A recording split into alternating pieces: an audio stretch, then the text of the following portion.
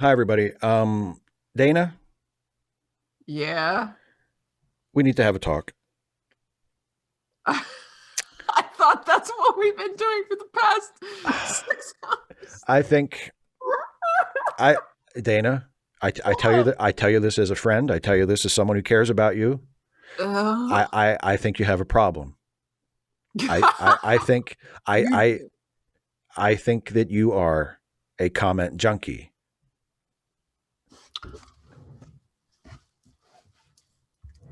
Look, Steve, I have problems, okay? But that's not, I am totally I've totally got a handle on it. You It's can, not, it's not a problem. It's oh, not. I'm fine. Okay, you know, I don't have a perfect life. Okay, nobody does. okay, But you know, the comment thing is, you know, I can manage it. It's all good. It's all okay. good. You realize this is the third segment that we've had to do of comment responses because Because you you because didn't you want to just because you didn't want to sound like the Micro Machine Man. Okay. I Gee, I we talked about that. I rejected that proposal. I I know I don't think that would be the best thing to. I just this whole thing about artistic merit. It's YouTube, Steve. okay. Okay. You know what? You don't have to get nasty about it. Just let's. Okay. Why don't we just Because throw? just because you're a big shot, Mister. I have a plaque on my wall. Okay. Okay. I understand. I understand. Why don't we just throw to the next batch of comment responses that we recorded, and then at the end we'll come back to say goodbye. And because there's going to have to be another one of these after this. There So is. There more. I There are more comments. Are there more comments, Steve? yeah There, yeah. oh, okay, okay. That's okay then. Are I mean, not that I'm a con junkie or anything. No. No, Okay. You're sure you have it under control. I've got this. I've totally got this. Okay. Yeah, all So good. here okay. Okay, I'm trusting you. I'm so glad you trust me, Steve. Yeah, I bet. Okay, here's the next batch of comment responses, folks. Woohoo! These next several comments are from the video we made on the question, is Batman inherently fascist? The first comment we're going to talk about is from Jay Brook, who says, most superhero stories sit in the great man, one man can change the world theory of narrative, which has a fascist edge to it. As someone interested in psychology, I find comic superhero fanaticism interesting because we're all a little bit fascist, and great people and strong leaders are incredibly appealing to our monkey brains. If Batman asks you to join him to fight the good fight, it's likely you'd discard all nuance and ride that horse with him. Alan Moore is required reading if you're interested in this subject. I think it depends on the person, Yeah. and I And don't think it's as true for us. no, I don't think so. I don't. And also, it's not as true for us as storytellers either, because I think when we talk about our fanfic, we both find aspects of Batman and superheroes in general, I think, that are not part of the power fantasy aspect that we just think are way more interesting. Like Yeah, I do think there obviously you could easily do Batman stories and Superman stories and any kind of superhero story and lean into the power fantasy because it's there, it's right there. But I don't think that's the interesting way to go. I think there are way more intriguing areas to explore with those characters than reveling in the power fantasy and their strength and just seeing them overwhelm people and beat people up or impose their will on people. yeah, yeah, yeah. I'm I already just getting. Not only that, that sort of power is not a fantasy for me, like at all. That's not yeah. something I would. And I guess there are people who would. You And think? I think I think it's worth exploring. I would go back though. I would be curious in the story of how they became that kind of person. Yeah. That's what I want to know. In part because I don't get it. Mm-hmm. but also in part because, as a cautionary tale, what can we do? Again, have a plan. What can we do to prevent future people from, and especially as a teacher working with young people, what can we do to prevent future people from turning into this kind of person? The next comment is from Reese Hart, who says, here's a follow-up question. If Batman is fascist, do you think he knows that he is? Bruce is so driven by his crusade and his rules, I could see him not actually realizing it, even if, say, someone like Nightwing was pointing it out to him with undeniable proof. I think he would, yeah. I think it's just the dick being wrong. I mean, he knew him when he was a kid. I think it would be more effective to have Alfred point it out. Oh, yeah, I agree. It just depends on who's writing it. And, at what point Alfred says, sir, you're going too far. Do you realize that you're going too far? Because I think Alfred would let the choice be his. Mm-hmm. I don't think Alfred would rat him out or anything. Oh, no, I don't think so either. But I do think that general notion of Batman lacking self-awareness is a good way to go. Is because I mean because obviously he's a really smart guy. He's a really perceptive guy.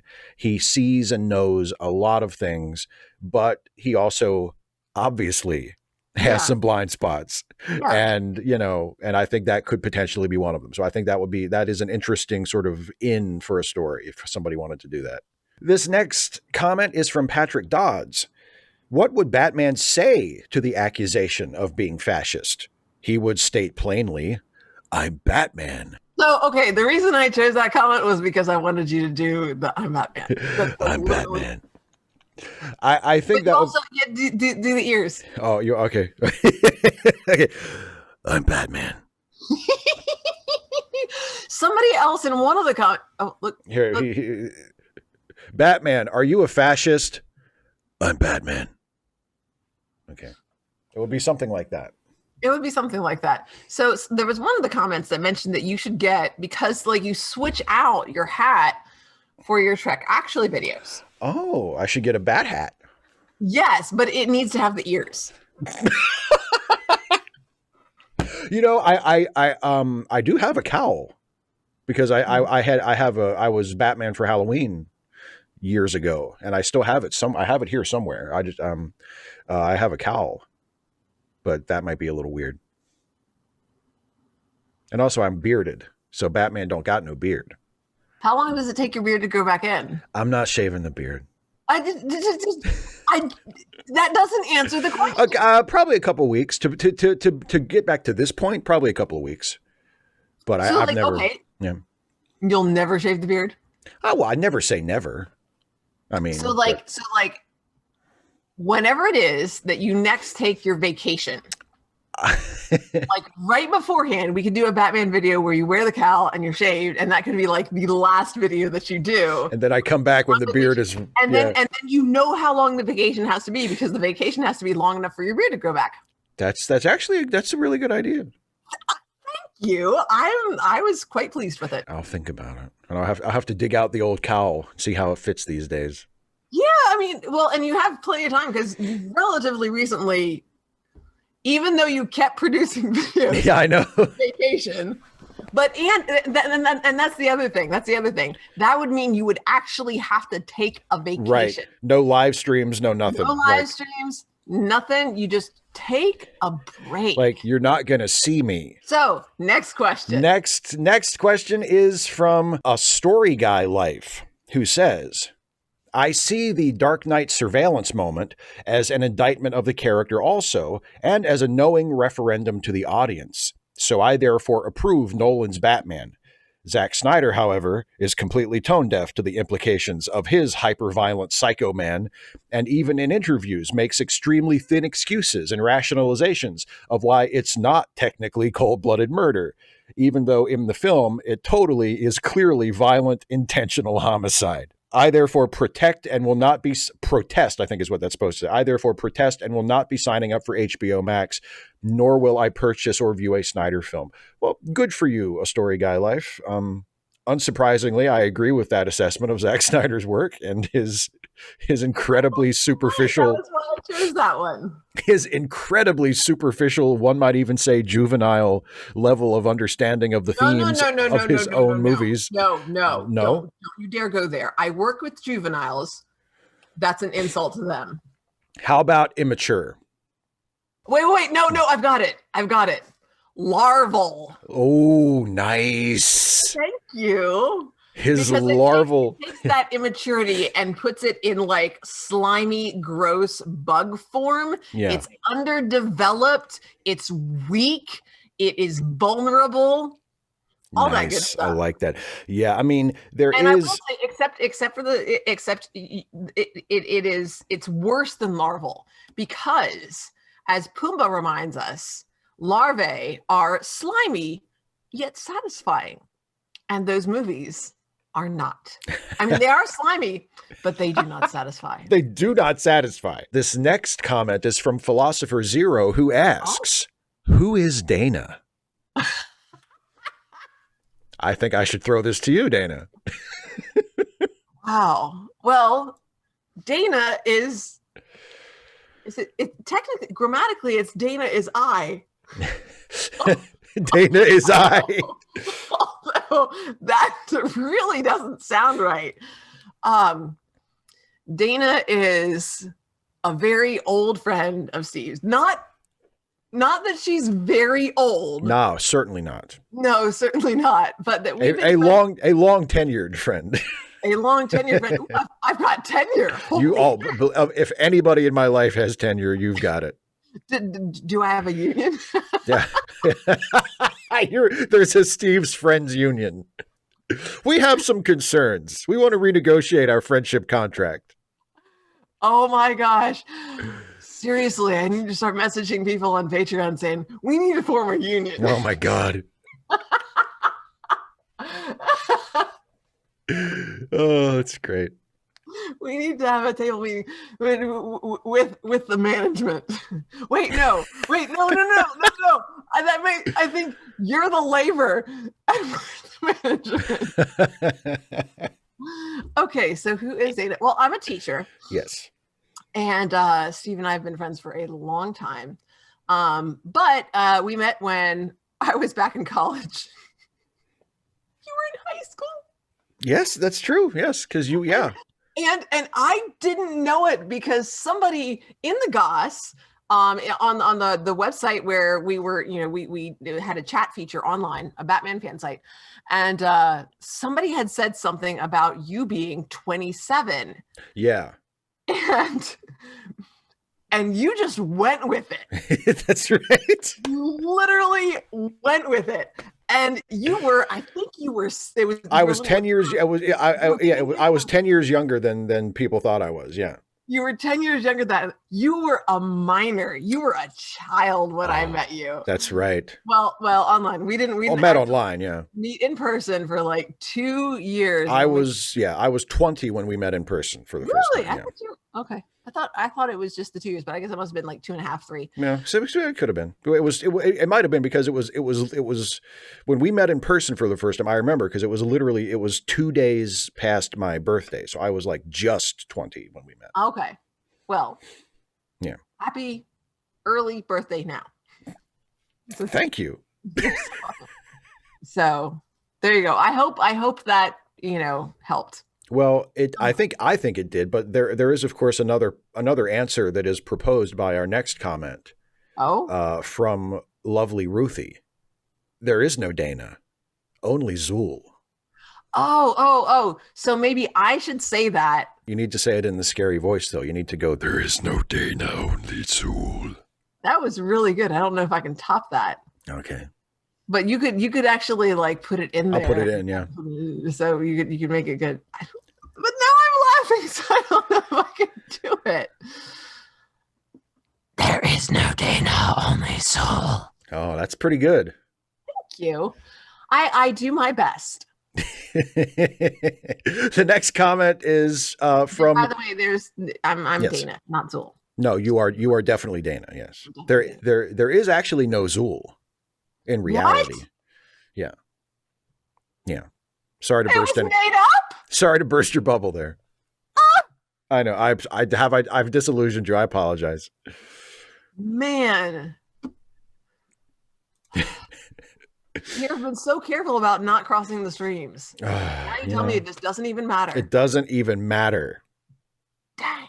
I know. Next comment is from Linda Jo Kensinger, who says, really enjoyed this conversation, guys. I was talking to you guys through the screen, LOL. Can't wait for Batman as he relates to the police, which we just talked about a minute ago. And can't wait till my son sees this and we can tear into it together. Well, that's nice. I would really love to know what your son thought of all of this. And I just love it when parents share things with their kids. And I guess that's part of why I'm a teacher. And also why as a teacher, I am known for contacting parents like, hi, this is Mrs. Cole. I just wanted to introduce myself here at the beginning of the semester and let you know a few things about our class if you have a couple of minutes. And then I wait for them to either say yes or no. And if they say no, I say, okay, thank you very much for your time. Please let me know if you have any concerns. I just hang up. Mm-hmm. Otherwise, I go into letting them know about the syllabus, the class website, how best to contact me. And then I ask them for stuff. And so that's actually my plan for next week. Woo! Well, and I love it. I love it when parents and their kids have good relationships. Yeah. Well, and also specifically, like if a parent is watching like let's say one of our Batman videos or our Zootopia video with kids, like it's cool because it suggests that, maybe that parent is introducing that child to the idea that you can question things and be critical of things and still enjoy the thing. Because like, obviously we both really enjoy Batman. Yes. But we can also talk critically about, we can you can consider like, is Batman fascist? Like, are there troubling things about this character that we should be aware of, that we should think about and ask questions about? And, and it doesn't mean you don't enjoy Batman or you can't enjoy Batman. It just means you have, a critical awareness of things. So you're saying that it's okay to be critical of the media that you love? to coin a phrase, yes. Or to repeat an already coined phrase. An existing phrase. An extant phrase. There you go. Look at you. Hey, I'm an English teacher. Your English teacher vocabulary. As I'm literally just telling students yesterday that, if you have a plain word and a fancy word, and you choose to use the fancy, and they mean the same thing. Sometimes the fancy word better conveys what you're trying to get across. But if they mean the same thing, and the plain word works, and you choose the fancy word, you sound like you're showing off. Yeah. Which is what I was just doing. Congratulations. Well, thank you, Steve. See, now you're encouraging that kind of behavior. I'm not sure that's good. I don't think I need to in your case. God, I'm such a ham. Next comment is from William Stern, who says, David Graeber wrote in his book Utopia of Rules that superheroes as a genre are fascist heroes in the sense that in those narratives, the villains are the only ones who do anything that creates things or makes change to existing society, and the heroes only act to violently prevent that and return to the existing order. And that's a really interesting point. I mean, pretty much every superhero, at least every major sort of mainstream superhero that most people would know about, is like a maintainer of the status quo. And it's justified in story, I think, usually by having the change that the supervillain wants to bring about is awful, and is something that needs to be prevented. But still, practically speaking, you always see the hero, fighting to maintain or restore the established order. I think I don't want to say completely gotten away from that, but there are definitely superhero stories that don't do that. And I know Aberrant doesn't. One of the things that their superheroes do is that they terraform I don't know if it's the Sahara or it's a section of sub-Saharan Africa. They terraform it. And Addis Ababa. And so anyway, so they're doing something to theoretically provide that something that creates value. And I would also take issue with Graeber's assertion that they're doing things, change doesn't necessarily create, kind of like what you said, that it is something that is bad. Change doesn't necessarily create value. Sometimes change reduces value. Right. Yeah. I mean, Lex Luthor wanted to blow up California. That's a change. Generally the change that the villains are bringing about. I do think it is a valid critique of the genre to point out that most, if not virtually all, superhero stories are framed in that way. I mean, so that the superhero they are responsive, much like our complaints about the police. They are responsive rather than proactive. Right. And the superheroes are defending the status quo.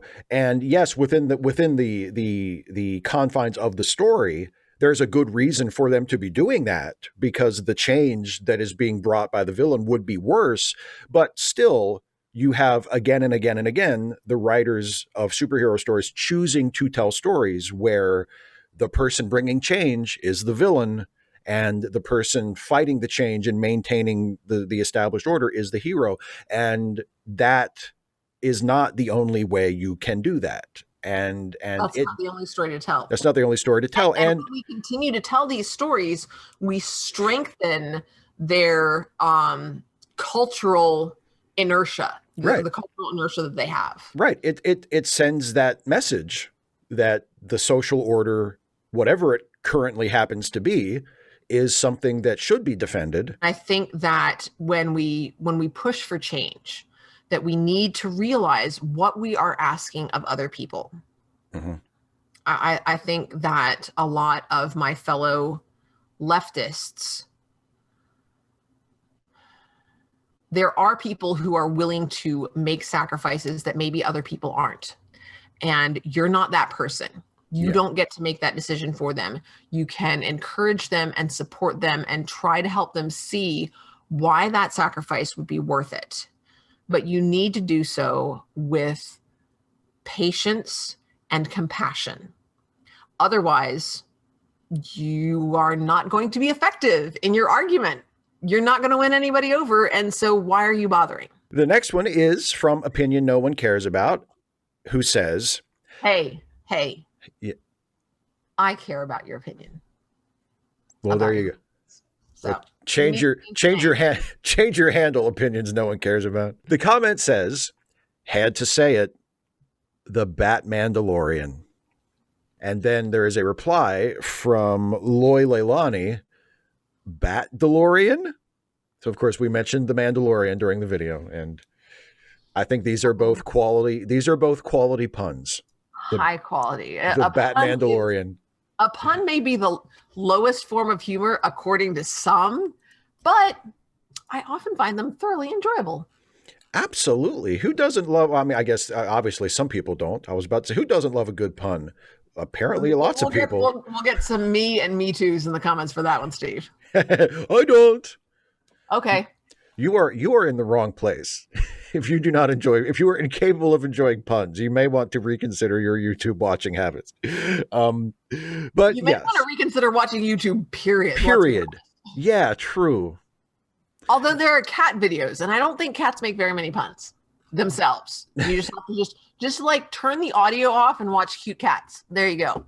Next comment is another one from Tarleton Lives, who says, loving this discussion. There is a lot of fascist-leaning stuff, especially when written by a fascist, Frank Miller, Zack Snyder, or by people inspired by it. It's not cut and dry, as you say. Superheroes, by their nature, have been critiqued for being power fantasies of violent vigilantism, but it's a little more than that. My argument is that it depends on the writers, how violent Bats is, how he views his adversaries, how he views co-workers, etc. The character is based around justice, and that is really a variable thing. Justice encapsulates both authoritarianism on one side and social justice on the other. I think Batman's inherently Antifa, to use the term, being based on Zorro and Robin Hood. However, the same elements in the character can also be used in the service of fascism. After all, fascism usually requires populism and revolution too. Still, while I do think Batman is more fashy than other characters, it's very easy to avoid the connection. So this is something we've said a couple of times. It really depends a lot on the particular take on the character of the writer. The question of how much power is appropriate and when it becomes too much and it becomes harmful is a very complicated question. Mm-hmm. And of course, it depends on the person and depends on the situation and why some people are, have small levels of power and yet still abuse that. And why some other people maybe have higher levels of power or have more authority and yet manage to be more even-handed and more fair in the way they treat others. Why it plays out like that. Those are conversations that I like to encourage my students to have more in writing now because of, social distancing and things like that. But it's something that I don't have a good answer for. And it's something that I want to understand more about. I think it's something that gets into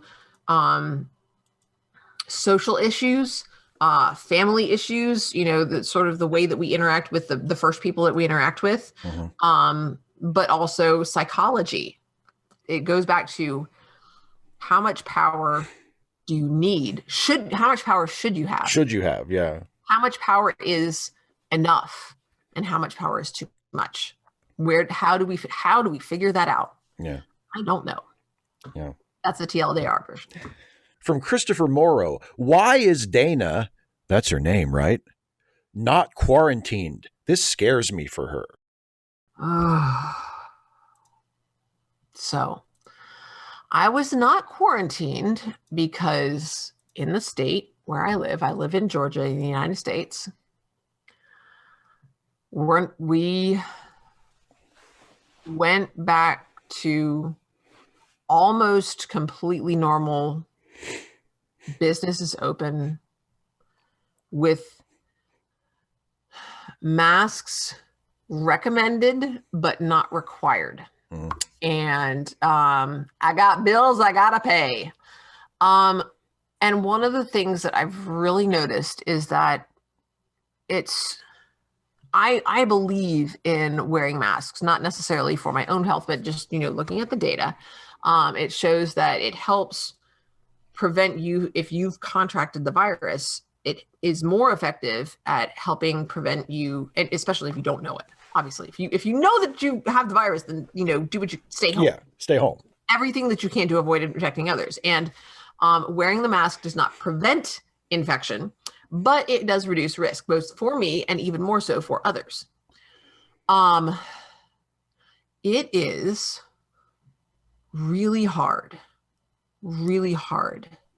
to wear the mask when nobody else is. Yeah, like just psychologically.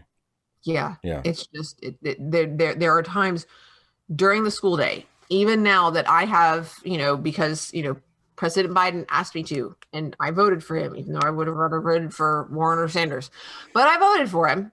And he made a request that we wear a mask for the first 100 days. And I am at home now, so I'm not wearing the mask.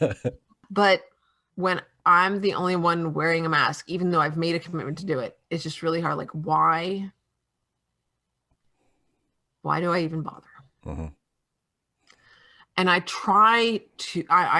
want to hold on to that feeling, to remember that, because it applies in other ways too. I mean, the concept is the same. If nobody else cares, why should I? And as a teacher, I need to remember that feeling. Mm-hmm.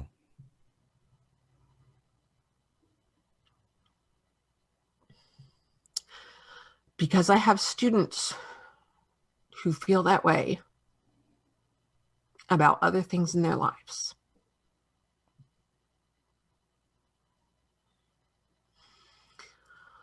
About their grades and about things that are more important than their grades. Yeah. If nobody cares, why should I? And so when I have students who don't bother to complete their work, or who put their head down in class, or who who don't attend for days on end. Oh, that would just, like, literally, I get nauseated thinking about it, because where are they? So I try to remember what that feels like, because I know that there are other people that I don't know well who maybe who may feel that way, and that maybe I can make a difference too.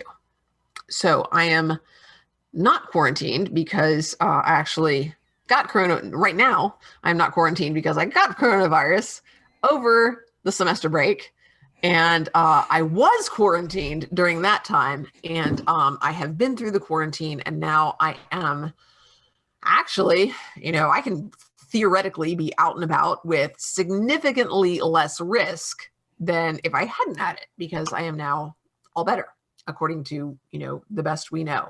Yeah. However, even though my wearing a mask statistically probably doesn't do anything, I am wearing it when I go to school, just sort of as an example of, this is how we do it. The next comment is from Bay of Pigs, who says, I would really appreciate it if these were scripted or edited, or at least listed as live stream videos. Don't get me wrong, I like the content, just not a big fan of the small talk that doesn't relate to the content of the video in any way. I get really excited when I click these, and then after a few minutes, I wonder how much of this hour is going to be anywhere near on topic, and end up clicking away. I don't see the problem. Okay, well, here's the thing. I hope you're not watching this. Yeah. Because you're going to be really disappointed. First of all, if you're watching this is probably, by this point, this is probably like part 3 of our comment responses, because we tend to, these have, these You've noticed, as you have noticed, we go. We just go. So, I mean, I think that is a completely fair comment. And if you find these videos that Dana and I do in this style are not to your liking, that's completely fine. And if you click away from them, that's okay. That's okay. But I also wanted to point out, they actually are edited. It's not a live stream. That's true. They are. Yes. That's what I was like, oh man, don't. If you just have the desire to be in a lot of pain, go to Steve's Ask Away, because let me tell you, that's just a whatever. It's just talking. Yeah. It's just talking. And it's on whatever his patrons sent him. And there's usually one question from me. Now that I am one of Steve's patrons. But yeah, I and even on the live streams, I do make an effort to stay on topic, but I also am very diligent about interacting with the live chat, because I like people say interesting things. It's part of the fun. We've been doing this for a while now today, and I'm really enjoying the comment response thing, because I like hearing what people have to say. I'm a comment junkie. It's totally so interesting. It's so interesting to see what somebody else thinks in response to, whatever the topic is, because it's not what I think, and they have different reasons for thinking something different. And that just absolutely fascinates me. It's part of why I like being a teacher. I'm very familiar with the stuff that I teach by now, but students say things and I'm like, what the heck? Didn't expect that. And I'm like, I would not have seen that one. And it's like, okie dokie, let's figure this out. And it's interesting. I like looking at the way people come up with different ideas. I just love that. Yeah. So yeah, if this isn't your cup of tea and you don't feel like watching it, that's totally cool. Okay. Because I ain't changing it. Yeah. And unfortunately, I'm really new, let's be honest, to YouTube. So I don't have any recommendations for better Batman videos, but I hope you find some that you like. Next comment is from Taka de Lesu. I hope I'm sure I'm not pronouncing that correctly. But anyway, the comment goes, and this is in response to, is Batman inherently fascist? Short answer, no. Long answer, Batman supports having a counter and a contingency for anyone, regardless of status. In Justice League Doom, the League is endangered when Batman's contingencies to handle any individual from the League are taken by bad guys. What's notable is that Batman even made a contingency for the League to use against him if he went bad. After the events of the movie, the League have a meeting on whether or not they should expel Batman for even making such a list. Batman counters this thought by arguing that any establishment can go bad, even the Justice League. Therefore, every establishment needs to be able to be countered. This theory is antithetical to the very idea of fascism, which holds to one organization being above reproach and always correct. For Batman to be the only member of the League to see it as potentially dangerous makes him the least fascist out of all the main members of the League. I think that is a very interesting take.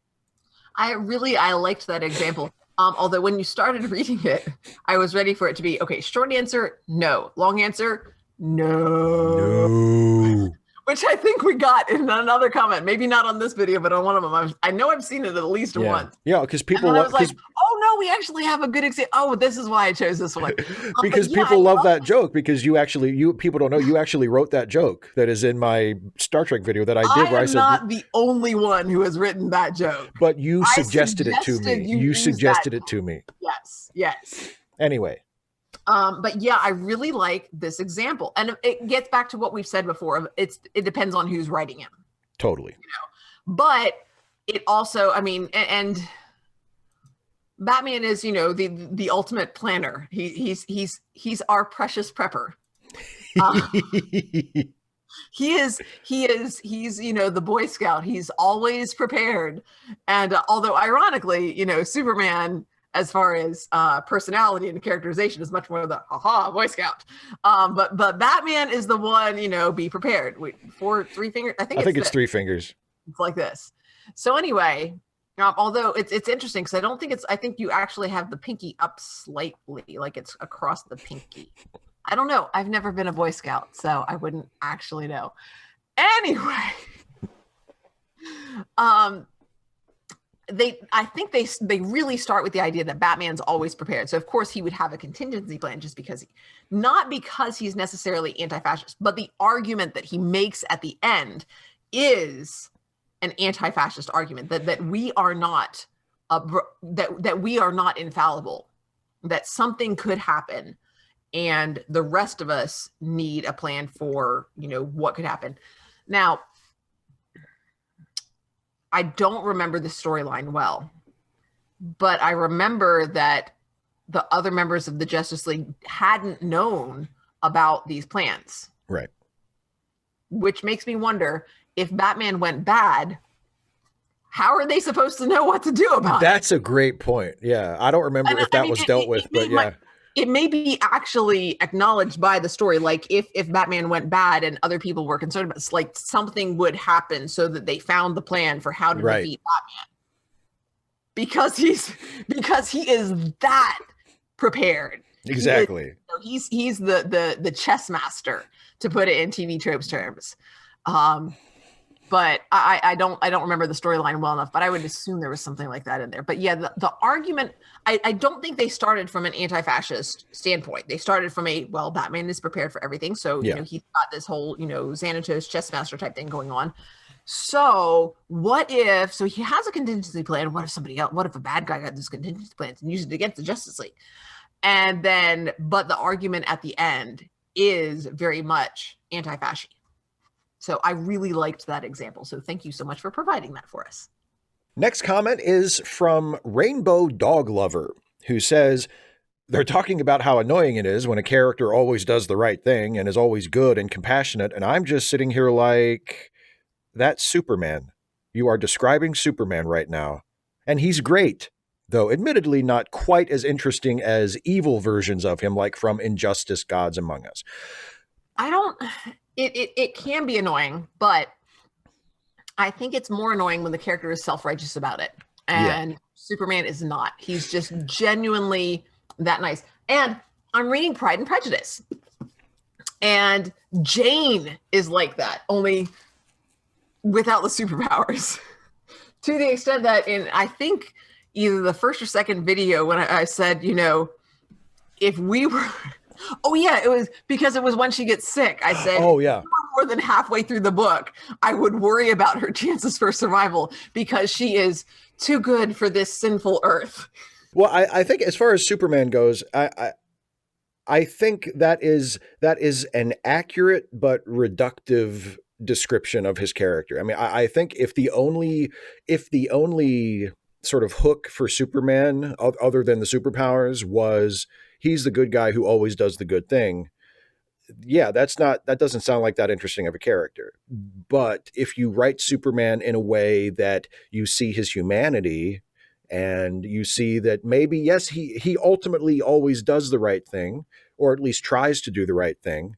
He's not like a dark, wounded, corrupted character, but he still struggles. You know, he still has times where maybe he isn't sure what the right thing to do is, or doing the right thing hurts him in some way, or causes him the to, right thing for him, or the right thing for, you know, the greater good, or, you know, realizing that he doesn't understand the situation well enough to know how to fix the problem instead of making it worse. I mean, just because you can punch things really hard doesn't mean that's the best solution all the time.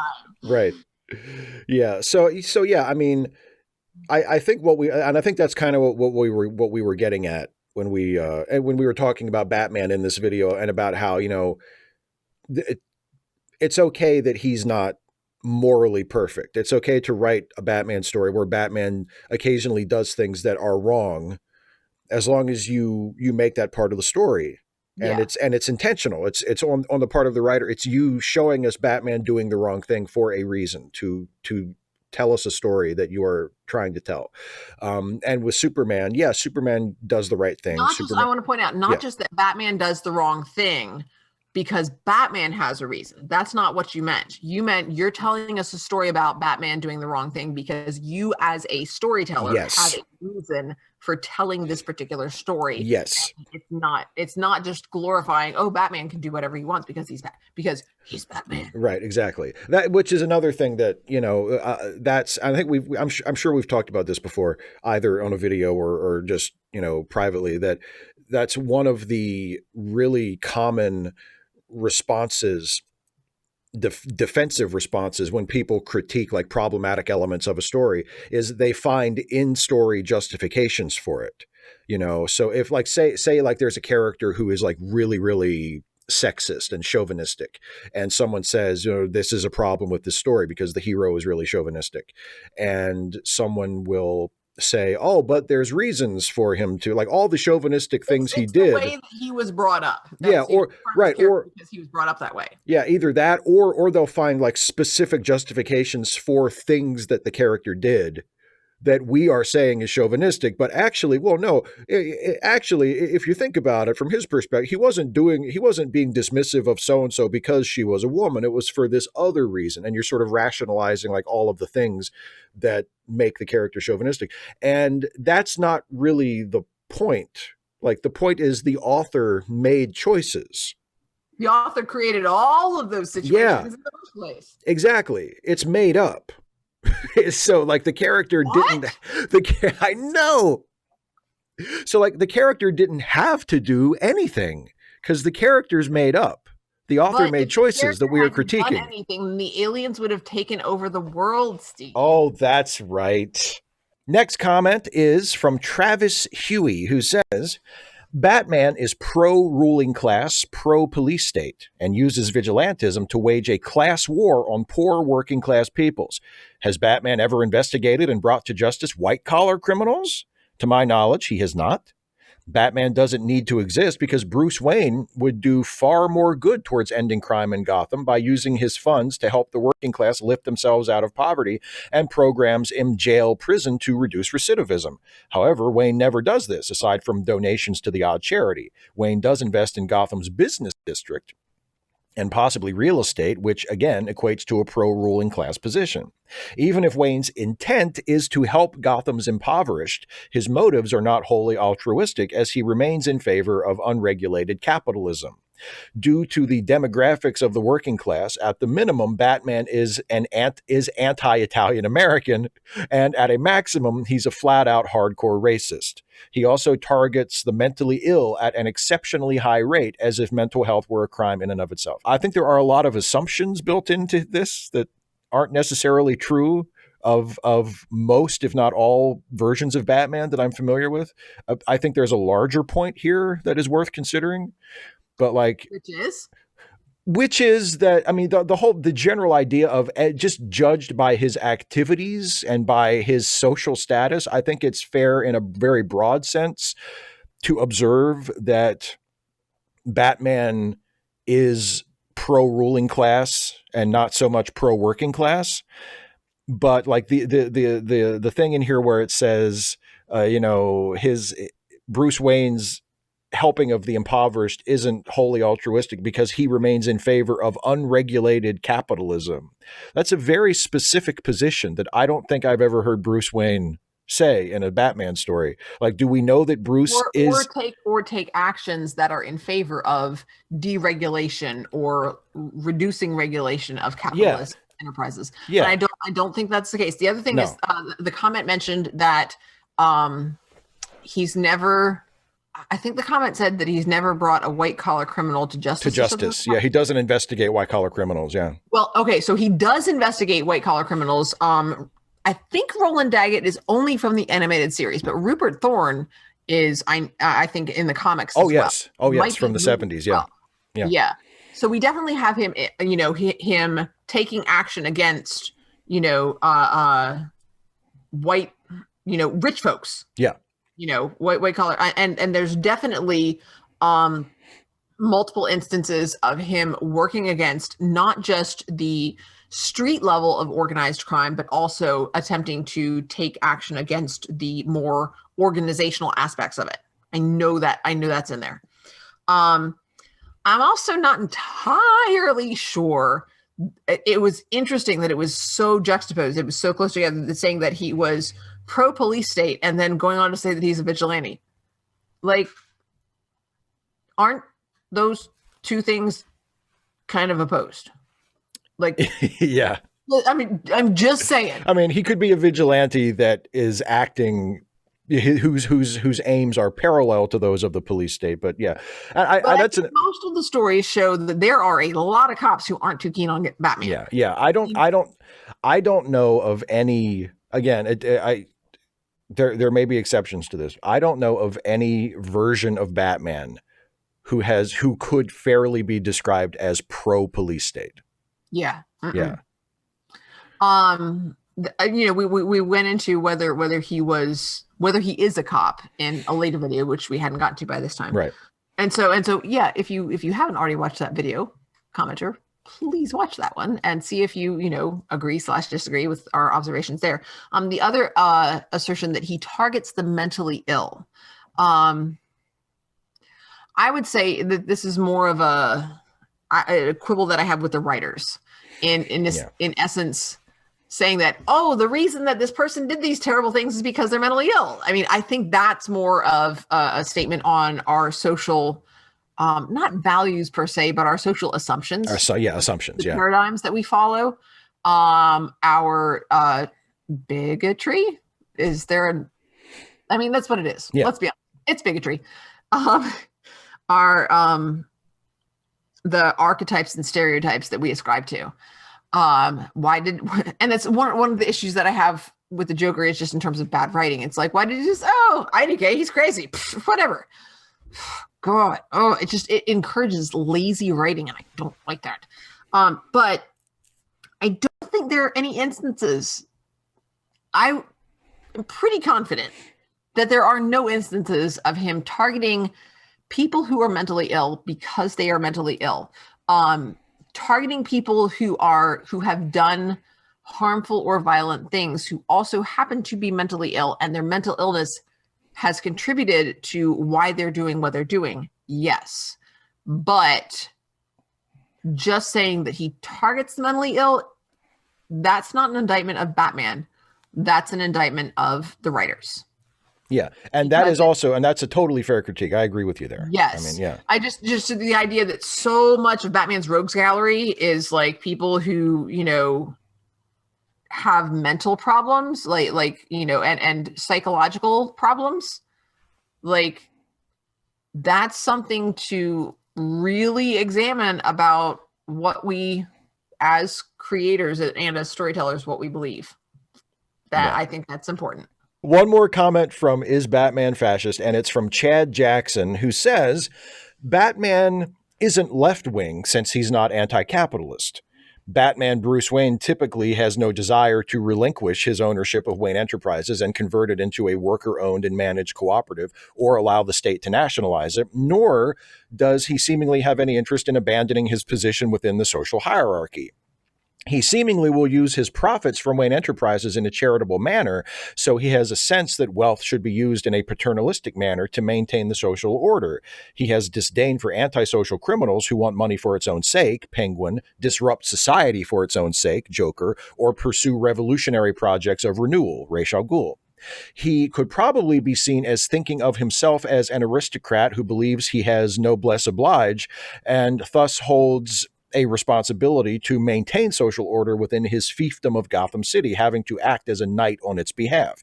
So perhaps Christopher Nolan was right in projecting his British concept of Tory paternalism onto Batman/Bruce Wayne. Aristocrats have a duty to preserve their fiefdoms from disorder, and a capitalism that maintains a sense of duty to the lower orders is acceptable.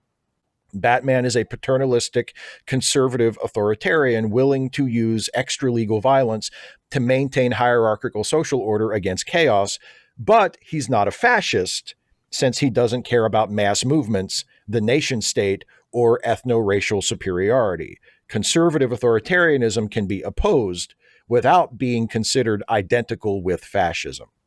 I just want to point out that quite often economics and authoritarianism are like, we tend to line up similarly. Mm-hmm.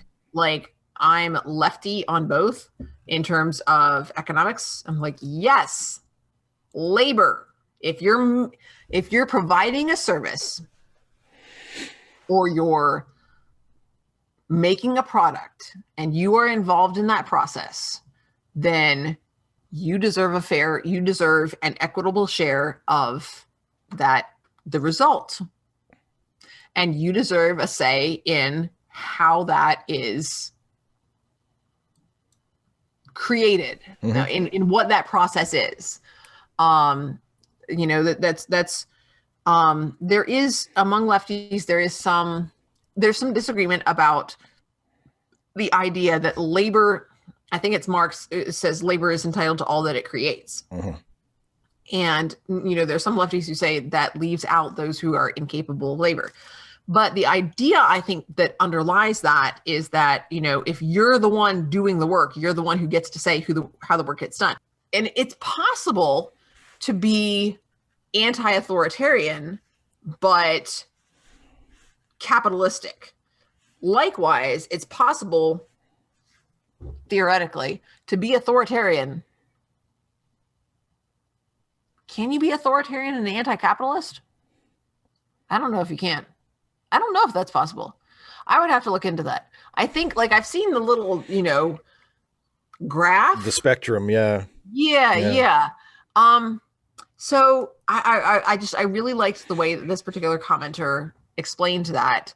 And I like the idea, the description of Gotham as a fiefdom, you know, because he very much is my city kind of guy, you know, very much. He is so proprietary towards Gotham. Very much. Like, you know, Huntress, Black Canary, anybody who comes in is like, it's like, no, it's mine.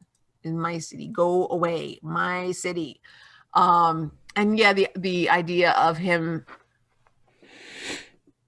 you don't get the sense of, there is definitely the sense of duty, but I don't get it's interesting because I don't get the vibe of noblesse oblige.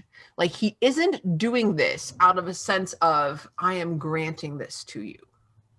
He does this because the city needs to be better.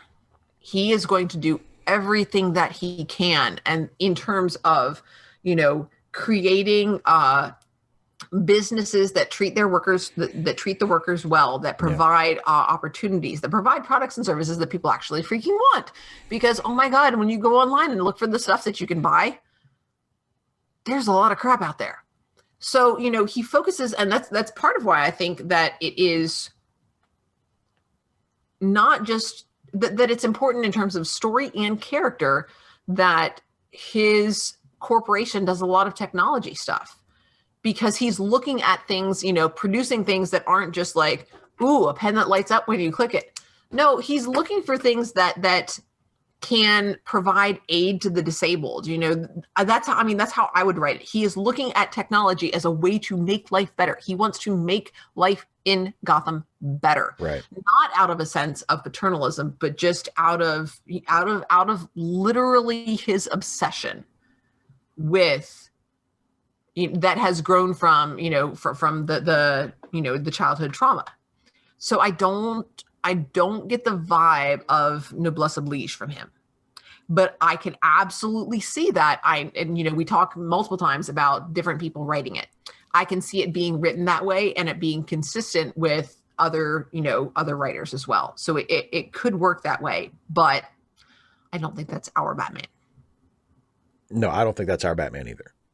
But thank you so much for that comment. That was I enjoyed reading that one. Well, Dana, I mean that was fun, but I have that was fun, but wait, what's this? That was fun, but well, I fear that what I'm about to say will not be welcome news to you. Oh, which is that. Wait, let me take a breath. Okay. You good? You can handle this? You ready for this? I'm ready. That's all the comments we can respond to right now. Why? Well, we're just out of time. We're going to have to do I told you at the beginning, we're going to have to do one more video, but we've got the end of this video. So that's all the comments we're doing right now. But when are we going to do the next video, Steve? It's probably a couple of weeks. A couple of weeks? Yeah, probably a couple of weeks, like 2 weeks, something like that. Yeah. But not longer than 2 weeks, right? I wouldn't think any longer than 2 weeks. No. Are you okay? I'm fine. Because and I mean there are going to be comments on this video too, aren't there? Like I could read these comments, right? Yeah, you can read the comments on this video. Yes, of course. Okay. And then the one before this, that one probably already has some comments. That one's been up for a while. By the time people are watching this, yeah. So there are comments on that one. Yeah, you can read those comments too. But again, this isn't a problem for you. No. I'm really, in all honesty, I'm totally fine. Okay. I'm really glad to hear that. Yeah. Well, I'm glad you're glad. Okay. Me too. All right. So thanks for watching, everybody. And we'll be back in a couple of weeks for the last batch of comment responses. The last one? I told you the last one. Yeah. That next time is the last one. Yes. Oh my God. It's okay. Thanks everybody for watching. And don't forget to comment. Okay. That's it. Bye, everybody.